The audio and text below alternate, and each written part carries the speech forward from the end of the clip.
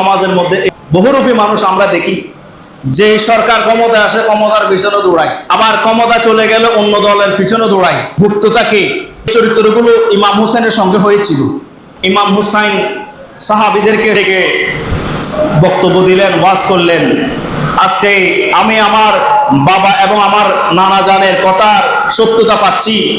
আমার নানা জান আমার শাহাদাতের কথা বলেছেন, আজকে হয়তো আমার জন্য শাহাদাতের দ্বার খুলে গেছে। ও আমার সাথীরা, তোমাদের মধ্যে যারা যারা আমার সঙ্গে হয়েছ, এক আমার পরিবার সহ সবাই ইচ্ছা করলে চলে যেতে পারো, এটা আমি রাগ মায়ে করব না, আমার কোনো অভিযোগ থাকবে না।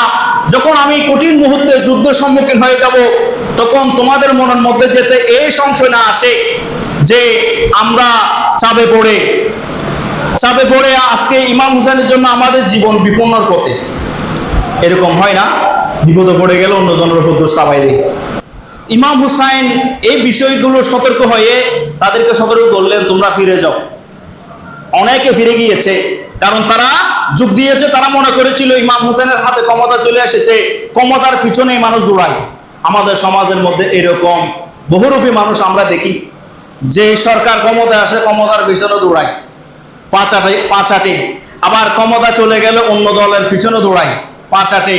ভুক্ততাকে বিভিন্ন রকম চরিত্র আমরা আমাদের সমাজের মধ্যে দেখি। এই চরিত্রগুলো ইমাম হুসাইনের সঙ্গে হয়েছিল। এগুলো নতুন কোনো চরিত্র না। স্বার্থবাদীরা সার্বক্ষণিক নিজের স্বার্থ চিন্তা করবে। আর কারবালার জমিন আমাদের শিক্ষা দেয়, স্বার্থের জন্য নিজের নীতি আদর্শ কোরবানি দেওয়া যাবে না। নিজেকে কোরবানি দিয়ে হলো ইসলামের স্বার্থকে আগে দেখতে হবে। এটা শুহাদায়ে কারবালার শিক্ষা। জোরে বলেন না সুবহানাল্লাহ।